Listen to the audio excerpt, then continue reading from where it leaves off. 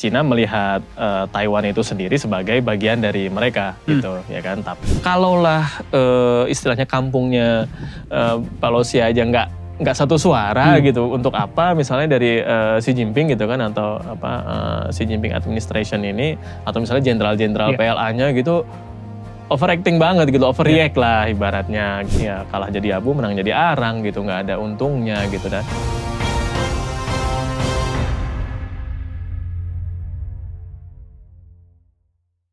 Selamat datang di Asumsi Bersuara. Kali ini kita kedatangan Fatan Sembiring. Ini tamu pertama kita dulu sebelumnya ya. Jadi kalau teman-teman ikutin Asumsi Bersuara dari awal banget, dari 2019, tamu pertama kita waktu itu Fatan Sembiring.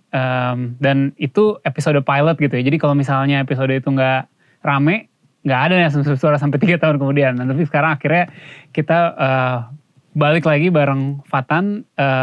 Bakal bahas apa nanti kita discuss dulu. Pertama-tama gue mau welcome back Fatan ke Asumsi Bersuara. Welcome back nih. Thank you Pak Bro. Kita mau bahas apa nih? Udah lama banget gak ketemu ya. Jadi waktu itu kan kita pertama-tama kita kan bahas soal Cina ya, soal Xinjiang ya waktu itu. Dan sekarang lagi ada isu yang lumayan ramai juga nih terkait dengan Cina gitu. Dan kenapa undangnya Fatan? Karena mungkin teman-teman yang follow Asumsi, yang subscribe ke YouTube-nya Asumsi Bersuara pasti tahu bahwa Fatan ini hostnya Caguan gitu ya. Caguan ini adalah segmen di Asumsi yang banyak bahas isu-isu kontemporer, terutama terkait dengan Cina gitu. Nah sekarang lagi rame lagi nih, lagi rame lagi. Kita hangatkan. Lagi rame kenapa? Karena adanya kedatangan dari Nancy Pelosi, Ketua DPR ya, Speaker of the House Amerika Serikat ke Taiwan. Puan Maharani lah. Puan Maharani ceritanya datang ke Taiwan gitu. Bukan Puan Maharani, ya Nancy Pelosi datang ke Taiwan dan tiba-tiba ini jadi rame gitu. Membawa banyak reaksi dari Tiongkok ya. Yang menganggap ini mungkin adalah sebuah aksi konfrontasi atau aksi provokasi lah gitu terhadap mereka gitu. Kenapa orang kayak Nancy Pelosi bisa harus datang ke Taiwan gitu, dan akhirnya mereka banyak lah reaksinya, dan dunia pada khawatir nih, gue juga khawatir nih, apakah akan terjadi perang dunia ketiga gitu kan, kalau misalnya lagi ada isu di Rusia, sekarang ada front baru lagi di Cina dan Taiwan. Mungkin gue mau mulai dulu kali ya. Pertanyaan pertama buat lu nih, kenapa sih ini penting banget gitu, kenapa sih ini jadi masalah gitu, padahal kan biasa aja ya, kayak Taiwan dan US adalah allies. Dari dulu juga banyak government official US datang ke Taiwan, entahlah buat apa. Dia juga bukan ketua DPR pertama yang datang ke Taiwan gitu ya. Kenapa sekarang jadi ribet nih sampai ada latihan militer segala mengelilingi pulau Taiwan. Dan orang khawatir bakal perang. Lu ngeliatnya gimana nih, Tan? Kalau misalnya gue ya kita sebagai warga negara Indonesia gitu kan ya, sebenarnya melihat fenomena yang baru kemarin ya, bisa dibilang baru kemarin banget ini, memang kita nggak bisa terlalu dalam ya sebetulnya ya, karena kita sama-sama bukan WN China atau misalnya Taiwan itu sendiri, tapi memang ada beberapa hal nih bro ya. Jadi yang pertama ya, Cina melihat Taiwan itu sendiri sebagai bagian dari mereka gitu ya kan, tapi di satu sisi Taiwan ya nggak mau gitu kan. Itu dari dulu seperti itu, bahwa mereka punya pemerintahan sendiri gitu kan, pemilu sendiri dan lain sebagainya sendiri gitu. Jadi dia tidak merasa lagi bagian dari Cina. Walaupun Taiwan itu sendiri, penduduk Taiwan yang terutama itu kan sebenarnya mereka yang menyeberang ya, menyeberang lewat Xiamen itu kan, selat Selat Xiamen itu ya ke pulau Taiwan itu, yang tadinya sih sebenarnya sepi-sepi aja sebetulnya kan, karena perang saudara dia nyebrang. Nah sebenarnya mereka ini sama-sama aja sebetulnya gitu kan, dan sangat dekat secara kerabat ya kan, kekerabatan, kekeluargaan dan garis keturunan mungkin gitu ya. Jadi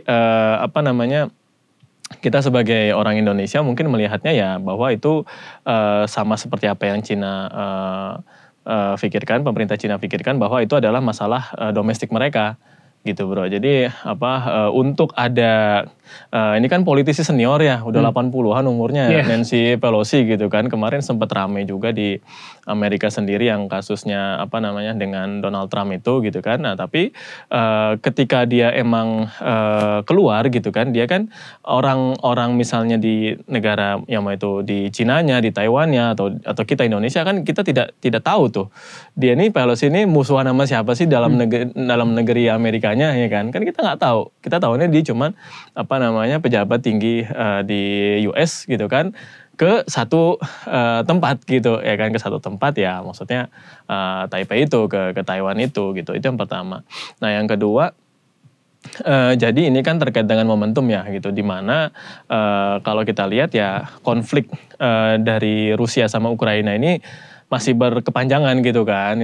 Ini sama sekali jauh dari kata selesai sebetulnya gitu loh. Jadi maksudnya tadi kalau pertanyaannya kenapa Cina ini ya langsung dia pasang kuda-kuda banget gitu kan, bahkan sudah meluncurkan tanda kutip serangan strategis gitu kan, tapi ke laut gitu ya, bukan ke darat gitu kan, latihan militer tapi mereka bungkusnya ya itu kan mungkin karena momentumnya gitu ya. Jadi konflik Rusia Ukraina ini belum selesai, jadi memang kalau menurut gue melihatnya bahwa tentara-tentara PLA ya, tentara-tentara TNI-nya Cina gitu kan, PLA, People's Liberation Army itu ya mereka lagi high alert aja gitu, karena takutnya kan sebetulnya konflik yang Rusia Ukraina itu merembet ke negara mereka gitu. Jadi benar-benar itu jadi lagi ya red code mungkin ya atau apa bahasanya gitu kan. Jadi lagi high alert. Jadi ketika ada istilahnya pemicunya sedikit gitu kan, walaupun ini cuman kunjungan yang nggak sampai 24 jam gitu kan.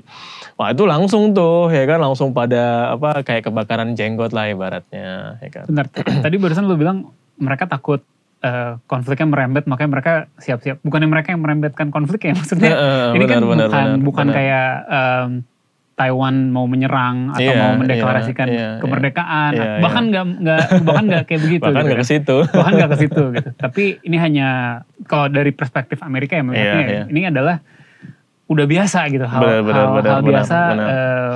Official mereka datang berkunjung ke Taiwan, cuman ini mungkin pertama dalam 25 tahun ya ketua DPR. Betul, udah lama tapi banget, sebelumnya udah pernah juga Newt Gingrich tahun 97 gitu. Kenapa itu dianggap sebagai ancaman gitu sehingga mereka ya mungkin atau ini mungkin gue apakah ini lebih kayak buat Cina kesempatan nih gue dari dulu sebenarnya pengen nyerang, gue butuh pretext, ada ketua DPR datang, wah nih bisa nih kalau misalnya kita serang, apalagi di Rusia Ukraina lagi masalah, mungkin betul fokusnya Amerika kan bakal kepecah ya. Betul. Apakah justru ini jadi momentum buat mereka kalau mau melakukan invasi gitu? Mereka mungkin nggak melakukan invasi? Iya, sebenarnya kalau gue sendiri sebagai alumni Cina gitu ya, bukan sebagai alumni Taiwan gitu kan.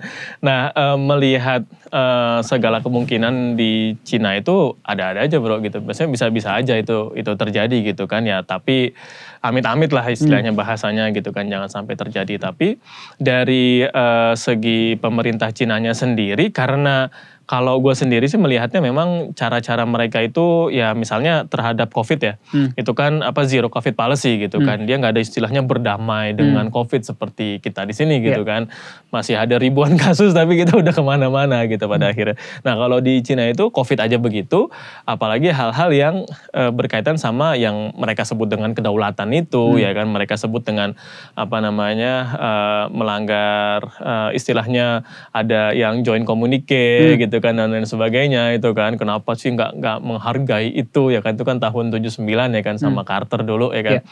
Ya mungkin itu juga karena ya terakhir ada ketua Kongres Amerika yang ke Taipei itu udah lama banget gitu, jadi mungkin ya mereka kaget lagi gitu kan, karena dulu presidennya bukan Xi Jinping ya kan, habis itu prime ministernya juga bukan yang sekarang gitu kan, Menlunya juga bukan Wang Yi gitu kan, atau state counselornya gitu. Jadi mungkin wah kita harus ngapain ya apa segala macam gitu kan. Mungkin kalau misalnya istilahnya bisa dibilang frekuensinya itu agak berdekatan, mungkin mereka nggak akan kaget-kaget seperti ini mungkin ya gitu. Karena gue pribadi sih memang melihat ini agak-agak overacting juga gitu, dalam arti Pertama Pelosi dia nggak sampai 24 jam, itu yang pertama kan, paginya dia langsung berangkat lagi ke Korea. Yang kedua ya misalnya ada tuh ya kan, asumsi juga udah naikin kan, langsung ada tank-tank gitu kan, standby di pinggiran pantai, orang lagi pada berenang nih, ada apa nih gitu. Jadi di Xiamen ya? Iya di Xiamen, di Xiamen gitu, persis di seberangnya Pulau Taiwan itu kan kota Xiamen, provinsi Fujian itu kan, tiba-tiba orang lagi ini, ya untung aja nggak ada yang kelindes kan gitu kan, itu jadi masalah baru gitu. Betul ya kan, maksud gue ya oke lah gitu, maksudnya tapi bisa kan ini aja gitu kan, ya biasa aja, kalem aja gitu.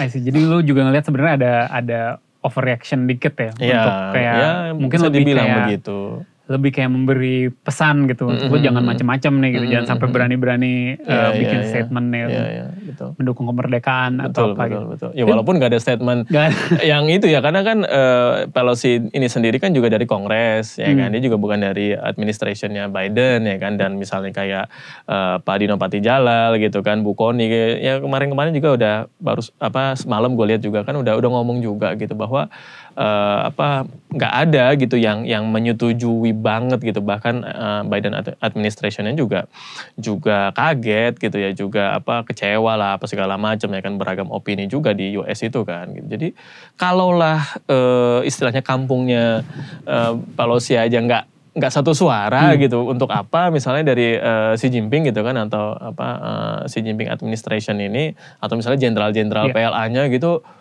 overacting banget gitu, overreact lah ibaratnya gitu ya kan. Tapi memang di sisi lain juga banyak yang mempertanyakan sih, ini upside-nya apa buat Amerika dia harus berkunjung ke Taiwan gitu kayak. Iya, kalau itu sih orang pada mempertanyakan kayak lu ngapain sih? Betul.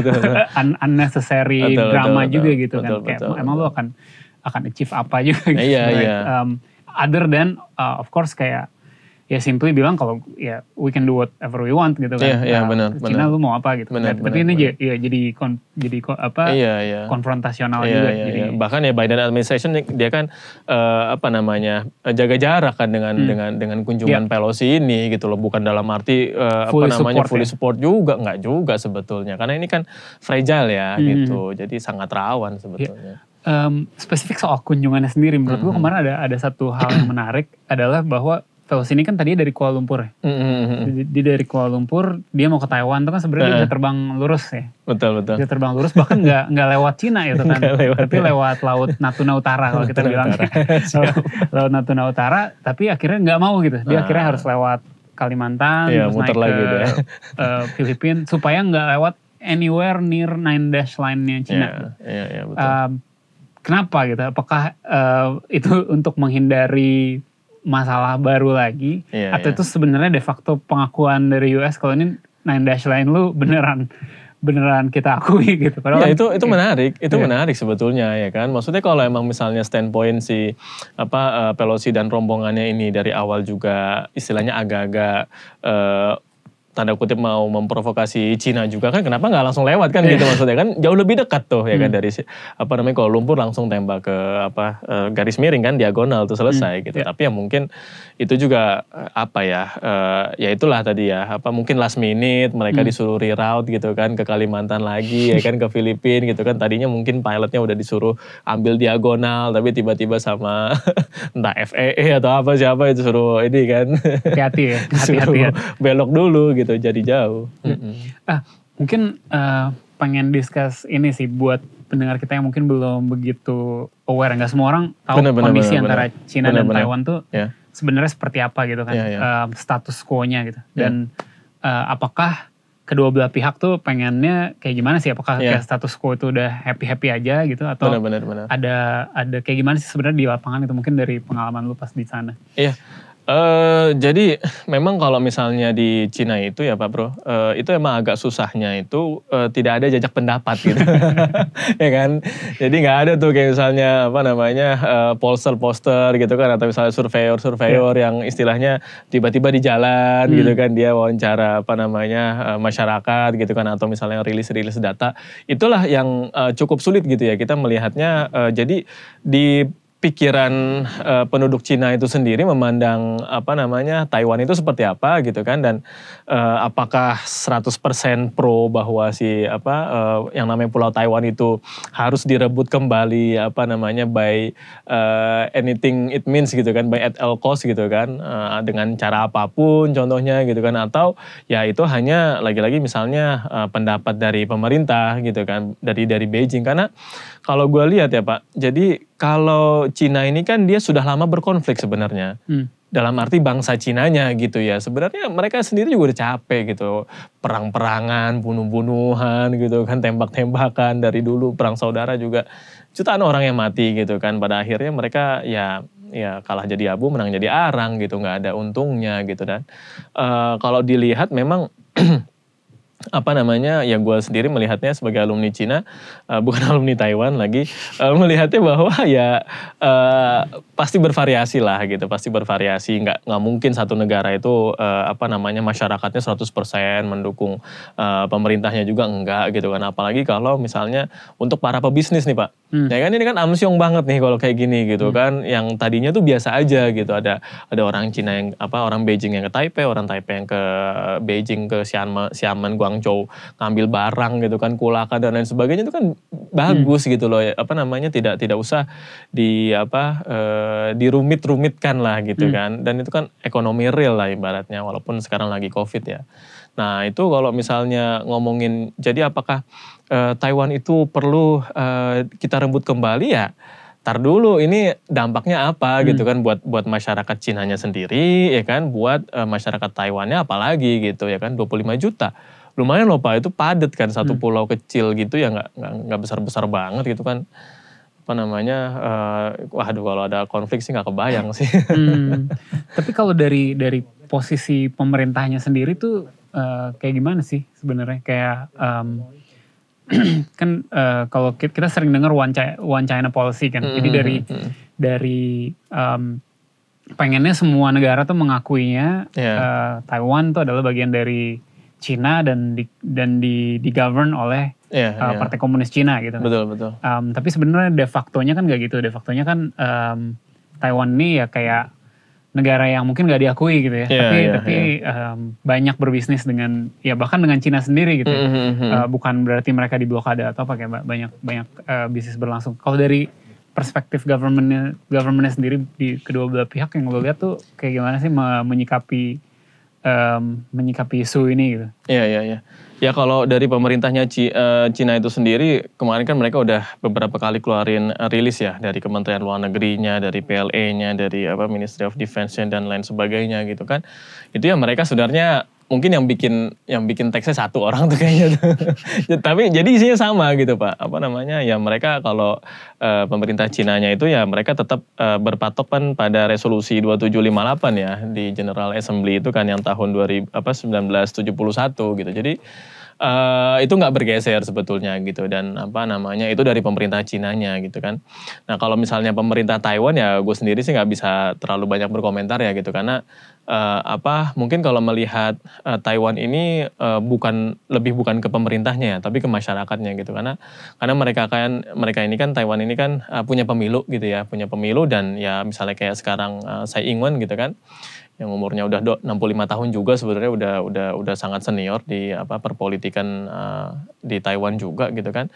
Itu juga dia kan hanya simbol gitu ya, simbol perlawanan terhadap Beijing, kira-kira begitulah gitu. Jadi dia yang partai yang kubu ya, dia kan Demokratik Progresif juga kan partainya di PP itu kan. Nah, cuman maksud gue itu yang dilihat, yang bisa kita lihat soal Taiwan itu ya masyarakatnya, justru masyarakatnya ini menginginkan apa gitu, dan kayak Tsai Ing-wennya presiden mereka sebut pemimpin Taiwan atau presiden Taiwan ini kan ya representasi dari masyarakat, walaupun ada juga mungkin di Taiwan yang pro Cina gitu, yang pro bahwa ya udahlah gabung aja lagi gitu kan ke Cina gitu, nggak usah cari masalah gitu. Itu pasti ada, dan kemarin yang pas Pelosi datang kan juga ada dua kubu tuh demo kan langsung kan gitu, yang kontra terhadap datangnya itu gitu kan Pelosi, habis itu yang pro terhadap kedatangan Pelosi ya kan, ya udah mereka demo gitu kan.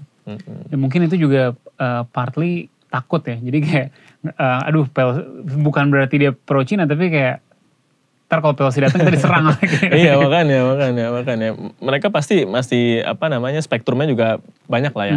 Gak mungkin semuanya juga kontra, gak mungkin semuanya juga pro gitu. Tapi memang yang perlu dilihat adalah ini kan kita lihat dari presidennya bro ya.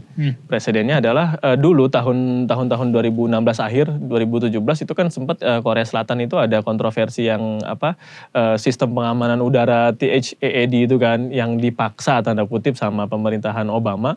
Gitu kan supaya Korea Selatan beli itu gitu kan dia taruh di beberapa titik di Korea Selatan itu yang sebetulnya tadinya kan tujuannya untuk menangkis ancaman-ancaman serangannya Kim Jong Un ya kan yang waktu itu emang lagi gila juga sih Kim Jong Unnya gitu kan lagi pecicilan lah gitu kan kalau bahasa Padangnya mati karancaan gitu kan Kim Jong Un kalau udah ngerti bahasa Minang mati karancaan kau itu cuman pada akhirnya sistem pertahanan udara THAAD itu diprotes keras lah sama Cina gitu kan sama Rusia juga. Kenapa? Karena itu jangkauan radarnya itu bisa ngebaca sistem pertahanan Cina gitu ya kan.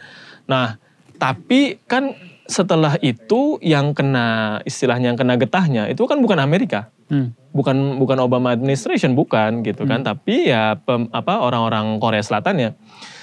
Tur pariwisata nggak boleh ya kan in and out ke Korea ke Cina gitu kan habis itu band-band mau manggung semuanya dibatalin gitu tur kan dari Cina ke Korea iya dan sebaliknya gitu dari Cina ke Korea pun nggak boleh dari Korea ke Cina apalagi nggak boleh ditutup semuanya gitu kan beasiswa dikurangi gitu kan habis itu kontrak-kontrak artis Korea tuh kan banyak tuh waktu itu kan boomingnya udah tahun-tahun 2016 juga sebelumnya di Cina juga happening sebetulnya itu dipending juga bahkan dibatalin gitu jadi amsyong sebetulnya gitu. Nah ini kan kita lihat itu tadi presidennya gitu. Udah pernah terjadi nih ya kan konflik-konflik nggak perlu. Nah tinggal korbannya siapa gitu. Karena kalau misalnya begini caranya ya nanti Taiwan yang kena gitu. Masyarakat Taiwan misalnya dia ekspor buah-buahan ya kan.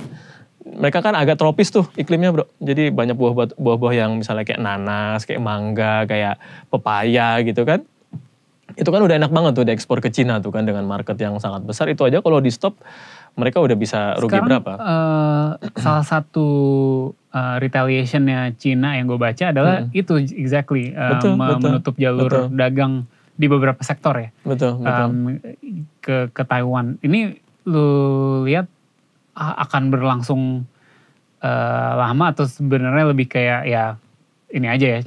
Kayak this is a taste of what's to come gitu. Kalau lu makin ini kita bisa ya tanda kutip nge-sanction lu gitu karena lu juga banyak dependen ke kita gitu kan. Lu ngeliatnya gimana? Ya kalau misalnya yang soal Korea Selatan tuh tadi gitu kan yang THAAD itu sebenarnya udah diangkat sih sanksinya gitu kan. Tapi kan itu seketika itu juga misalnya dalam waktu itu kalau nggak salah beberapa bulan gitu kan 2 atau 3 bulan ya itu kan sangat mempengaruhi ya karena misalnya Korea Selatan itu kan economic backbone-nya atau tulang punggungnya kan dari industri hiburan gitu ya kan 70-80% kali ya GDP-nya Korea gitu kan Korea Selatan itu dari hiburan. Masa sih? Iya besar banget bro gitu ya kan apalagi Cina gitu loh jadi dari market size itu aja gitu itu udah sangat besar. Nah kalau misalnya ini ya lihat aja nanti gitu kan mungkin sekarang di ban nih gitu kan dibikin defisit dulu. Cuman memang di Taiwan ini mereka punya satu produk yang Cina sebenarnya juga butuh semikonduktor. Semikonduktor di Cina pun di Taiwan. Dari Taiwan. Dari Taiwan ya pasti di Cina misalnya pabrikan mobil ya kan EV kan lagi banyak nih kan nggak mungkin semuanya dari satu company MediaTek kan yang di Cina gitu kan pasti butuh semikonduktor dari Taiwan juga dan banyaknya di situ mungkin semikonduktor ini dia ada pengecualian lah. Kalau misalnya kayak tadi buah-buahan, ya kan instrumen-instrumen presisi apa segala macam mungkin di stop dulu lah gitu. Tapi kalau semikonduktor ya udahlah masuk. Nanti wuling apa segala macam ya kan pabrik-pabrik Cina juga mereka terhambat supply chain-nya. Iya. Mungkin ini ya kalau dari satu hal yang banyak juga diperkirakan orang-orang kenapa Cina overreacting ini. Salah satunya adalah karena teorinya adalah Cina juga sekarang keadaan domestiknya nggak lagi bagus-bagus banget gitu. Lagi berbagai macam krisis lah ya. Salah satunya krisis properti tentu. Gue pernah obrolin bareng Bang Poltak Hotradero waktu itu bahas soal Evergrande. Itu kayaknya kejadian di lebih banyak lagi property companies, dan itu lumayan fatal gitu ya, karena pemerintah daerah Cina banyak bergantung dari jualan lahan buat property companies ini. Kalau ini pada jatuh, ya mereka kena masalah juga. Orang-orang lagi pada nggak mau bayar KPR gitu kan, sekarang lagi rame katanya di Cina. Terus macet gitu ya. Betul. Terus ya kondisi keuangan, kondisi ekonomi di dalam negeri lagi buruk, apalagi karena mereka maintain zero COVID policy. Betul. Dikit-dikit lockdown, orang juga malas investasi segala macam. Pertumbuhannya juga di first half ini jelek banget kan. Biasa Cina tinggi, sekarang kayak cuma 3%, 2% gitu. Bahkan lebih rendah dari kita. Betul. Jadi kayak ada yang bilang ya ini gara-gara... Pertama kali tuh kita lebihi Cina sama Amerika tuh. Itu luar biasa. Nah, ada yang bilang ya gara-gara itu semua, maka ketika ada opportunity untuk membangkitkan lagi rasa nasionalisme, rasa patriotisme dari masyarakat gitu ya, karena kalau enggak mereka mungkin akan marah lah gitu dengan pemerintah. Keadaan ekonomi yang lagi gak bagus. Sekarang ada kesempatan buat punya musuh bersama nih, Amerika, dan apa yang mereka lakukan terhadap Taiwan gitu. Menurut lu gimana tentang teori ini gitu ya, bahwa ini sebenarnya karena lagi ribut ya kita cari musuh aja kayak Frank Underwood gitu kan. Bener. Jadi Underwood ya. Tiba-tiba kita cari musuh gitu. Iya benar. Iya, kalau ya jangankan negara yang sebesar Cina ya Pak ya. Jadi kalau misalnya kita lihat Indonesia aja gitu kan, beragam masalah ada gitu kan. Apalagi negara dengan 1,4 miliar orang gitu, miliar jiwa, itu pasti masalah pasti ada aja gitu kan, dan lagi nggak mungkin semuanya pro terhadap pemerintah, nggak mungkin gitu. Hanya saja kan biarpun di Cina ya, iyalah pasti dong, hanya saja ya yang kontra itu opininya tidak muncul ke lapangan gitu. Misalnya kalau di Cinanya ada istilahnya Faisal Basri Cina gitu kan, ya ada pasti gua rasa gitu kan ya Bang Faisal Basri gitu, atau Rizal Ramli gitu kan, Bang Rizal Ramli pasti ada gitu. Tapi kan dia tidak boleh keluar gitu, pasti ada dong ya kan. Nah itu yang pertama. Yang kedua memang tadi benar pengalihan, ya bukan pengalihan isu ya. Jadi memang menghindari kata-kata itu tadi sebenarnya. Ya enggak, dalam artian gini, memang otomatis kan menurut kita gitu ya, yang di luar Cina ini kan melihat kok lebay banget gitu ya, zero COVID policy ya kan. Ya otomatis kan itu banyak yang sebel gitu, banyak yang kesel ya, walaupun mereka makan harian itu disubsidi dan lain sebagainya, diantar. Tapi kan otomatis ya kayak misalnya orang yang katakanlah UMKM lah di Cina. Di Cina kan juga UMKM juga banyak. Kan yang cuman dia jualan sate pinggir jalan nggak boleh. Itu penghasilan dari mana gitu kan nggak mungkin semuanya bisa ditanggung sama APBN dong, nggak mungkin dong bisa boncos berapa ya kan. Nah, ya bisa jadi itu kan agak-agak dirasa overacting begini ya, biar ya benar gitu, ada kemungkinan itu juga gitu, sehingga biar orang-orang tuh perhatiannya itu terpusat lagi gitu kepada rasa nasionalisme, padahal juga nggak akan perang juga kan gitu. Nah, tapi yang uniknya yang ketiga, di Cina itu kan bro, kalau misalnya kita ke Cina itu rasa nasionalisme itu tuh bukan jadi bukan jadi sesuatu yang harus diingatkan kalau ada kejadian, enggak. Ya kan, jadi ya teman-teman banyak yang udah ke Cina juga gitu, apalagi alumni ya kan. Itu kalau di Cina kan di jalan-jalan itu semuanya tuh kan slogan-slogan patriotisme gitu ya. Slogan-slogan patriotisme di stasiun lah, di mana segala macam gitu kan, itu ada semua ya, di sekolah lah terutama ya kan. Itu pasti ada gitu. Jadi one thing about their nationalism ini ya memang sebetulnya juga sebenarnya udah lama gitu ya, sesuatu yang value yang sudah lama yang memang terus menerus tuh sama pemerintahnya dikampanyekan lah gitu ya kan, P4-nya lah gitu. P4 harian tapi Pak. Atau bela negara harian gitu kan, mingguan. Kalau kita kan ya sukarela lah gitu kan.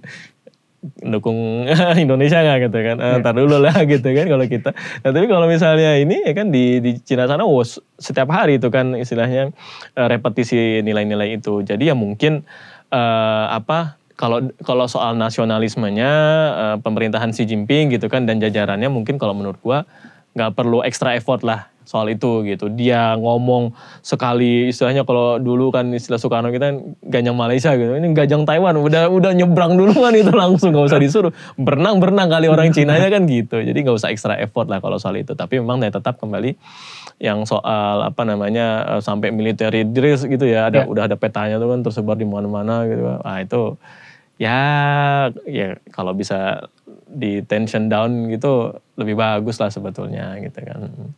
Tapi spesifik soal itu mungkin gue mau ini kalau menurut lu is there a risk of invasion? Atau ya lebih kayak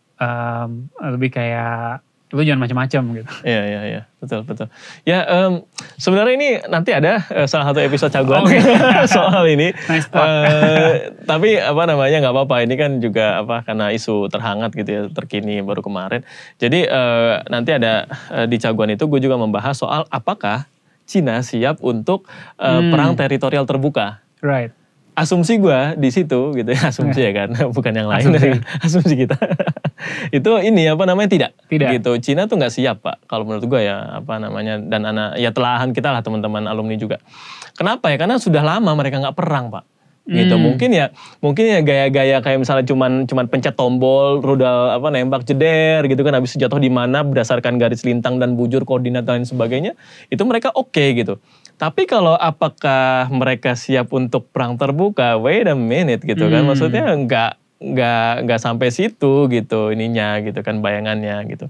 Nah tapi memang ini kan bisa kita lihat dari istilahnya yang konflik-konflik yang terbaru lah ya kan, Nagorno-Karabakh gitu kan, habis itu pemerintahan Turki terhadap Kurdi gitu kan, habis itu misalnya Rusia, Ukraina ini kan sebenarnya rata-rata kan emang peperangan tipe-tipe peperangan zaman now gitu ya, udah pakai drone apa segala macam gitu, walaupun ada konflik face to face-nya juga gitu. Ya mungkin in that case gitu kan, soal itu kalau misalnya on the table Cina menang tentu ya kan. Itu tinggal mereka kerahkan aja, tiba-tiba muncul kapal selam apa segala macem gitu kan. Selesai Taiwan. Tapi kalau ini misalnya sampai all out war begitu, gue rasa sih enggak gitu ya, enggak siap lah. Gitu mungkin ya mereka berani gitu kan, tapi kalau misalnya sekali ya temennya ada ketembak kepalanya ceter gitu, mungkin bisa balik juga. Balik badan juga. Dan tentu pasti mempertimbangkan kayak Amerika bakal ngapain gitu betul, kan. Betul, mereka pasti menghitung itu juga gitu. Mungkin partly satu pertanyaan lagi soal ini, specifically adalah kalau di Cina sendiri bagaimana mereka melihat posisi mereka di dunia ini gitu. Karena kalau mungkin tahun 97 kan tadi gue udah bilang tahun 97 Newt Gingrich ketua DPR juga sebelum Nancy Pelosi udah pernah datang dan nggak gitu rame lah ya.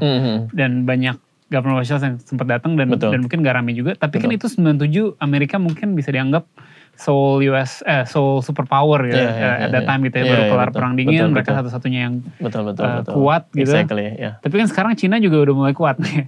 Apakah mereka merasa kayak sekarang lu nggak bisa kayak gitu lagi karena gue udah kuat dan lu udah melemah gitu. Ada perasaan kayak gitu? Betul Pak, ada tahun 97 Cina kayak apa gitu kan, masih berantakan lah, masih macet lah, masih kumuh lah, kemiskinan misalnya 30% mungkin bisa aja gitu kan zaman itu gitu. Untuk melawan atau untuk mengkontrakan kedatangan ketua kongres pada waktu itu gitu kan ya, gue siapa kan gitu, dia belum istilahnya beli baju ukur bahunya belum dapet. Nah tapi kan kalau sekarang kan ibaratnya nih gue punya nih kan, bahu gue udah tegep nih gitu kan kata dia kan. Nah bisa lah ngelawan balik lah ya kan. Nah habis itu yang kedua ya otomatis ini soal media ya Pak ya, media dan teknologi ya kan, karena cepet banget nih ya kan informasi tersebar. Dulu ya 97 mungkin ya kita yang di Indonesia nggak tahu gitu, nggak tahu juga ada apaan sih gitu ya kan. Mungkin juga udah seminggu tuh berita baru nyampe di TVRI mungkin gitu kali ya, nggak langsung live. Kalau sekarang kan cepat sekali gitu, sehingga memang ada tekanan itu, ada pressure itu bahwa ya mereka juga harus response back gitu. Cuman memang ini kalau menurut gue ya secara pribadi gitu, bahwa ya kalau misalnya kita lihat pejabat-pejabat Cina misalnya atau jenderal-jenderal di Cina itu kan sebenarnya udah usia-usia pensiun lah bisa dibilang kayak gitu kan. Nah ketika dia mendapatkan tekanan harus merespon sangat cepat gitu kan, tidak seperti yang misalnya mereka yang dulu nih yang tahun 97 yang pegang remote lah, yang pegang walkie talkie lah ibaratnya serang atau tidak gitu kan, drill atau tidak nih gitu kan, itu mungkin masih ini dikit gitu kan.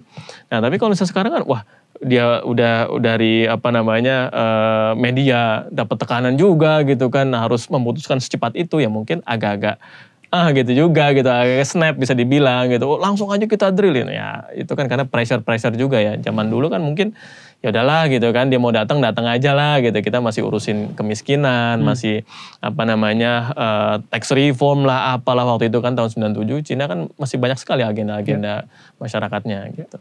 Mungkin pertanyaan terakhir dari gue soal ini, posisi kita gimana ya? Posisi kita Indonesia nih, menyikapi kalau mereka jadi konflik nih, Cina dan Taiwan jadi konflik. Terus mungkin menurut lo kita perlu merespon sesuatu nggak tentang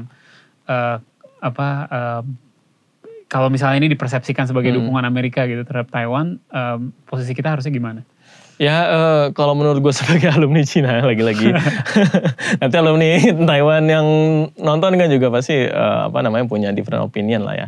Nah ya memang kita sebagai civil society juga ya Pak ya, dalam arti ya kita kalau misalnya punya teman orang Cina dan punya teman orang Taiwan juga gitu, mungkin itu bisa peran kita gitu untuk paling enggak ya di antara pertemanan kita lah gitu, jangan ikutan gelut juga gitu, jangan ikutan memanas-manasi situasi juga gitu kan, karena kan hal ini kan ya itu ya sangat rawan dan rentan ya kan, kalau misalnya nggak ini, apalagi mau G20 ya kan, nih isunya jadi kemana-mana kan gitu ya kan. Kemarin isunya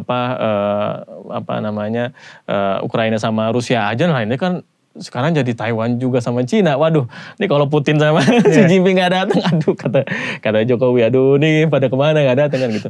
Nah mudah-mudahan sih mudah-mudahan ini nggak jadi konflik gitu kan. Nah tapi ya kalau kita sebagai civil society, sebagai praktisi gitu kan, atau misalnya teman-teman sebagai akademisi ya, maksudnya berdoa lah gitu maksudnya. Teman-teman alumni Taiwan mungkin bisa menenangkan kawan-kawannya gitu kan di Taiwan. Teman-teman alumni Cina kayak gue gitu kan bisa menenangkan kawan-kawan kita alumni Cina ya, gak usah terlalu inilah gitu kan. Tolong bilangin pemerintah lu siapa yang punya bapaknya pejabat atau apa ya kan. Anak-anak menteri ya kan.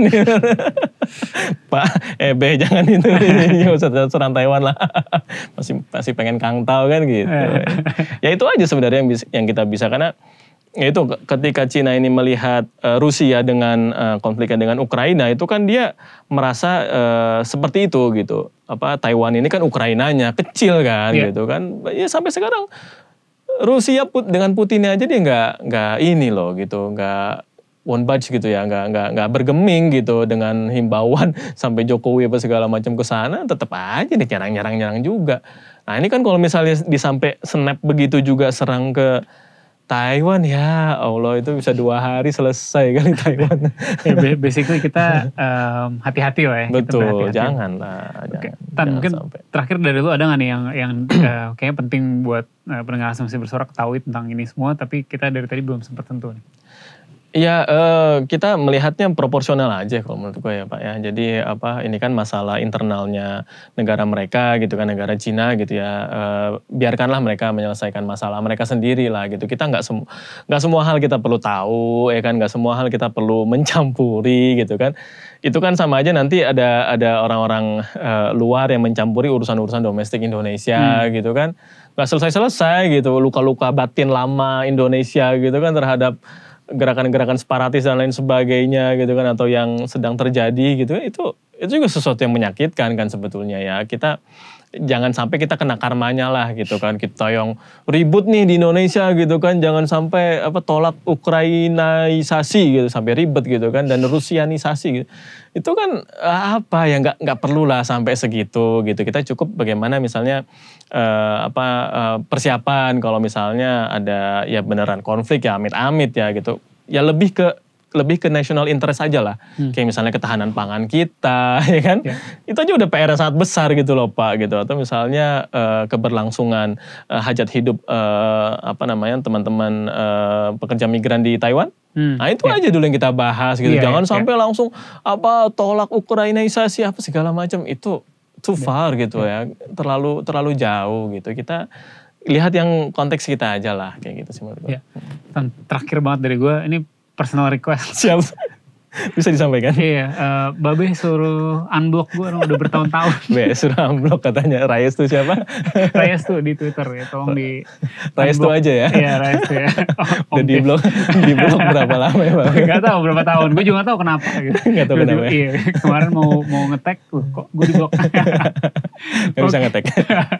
Thank you banget Tan, thank you. Udah mau datang lagi Kasus Besar untuk kedua kalinya setelah 3,5 tahun. Iya dong. Dimulai dari lu 3,5 tahun yang lalu, sekarang kembali lagi ke sini. Thank you banget. Sama-sama. Thank you. Untuk pendengar Asumsi Bersuara, seperti biasa jangan lupa follow Box to Box ID, follow Asumsiko, subscribe ke YouTube-nya Asumsi. Fatan, ada anything yang mau dipromote mungkin? Udah itu aja, nanti nonton terus Caguan. Di channel ini juga, jadi di subscribe dan klik bell. Sampai jumpa lagi hari Selasa depan. Ciao. Oke.